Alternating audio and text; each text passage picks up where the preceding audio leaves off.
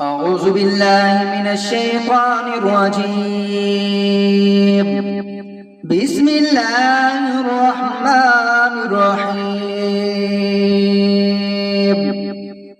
الرحمن علم القرآن خلق الإنسان علمه البيان. الشمس والقمر بحسبان والنجم والشجر يسجدان والسماء رفعها ووضع الميزان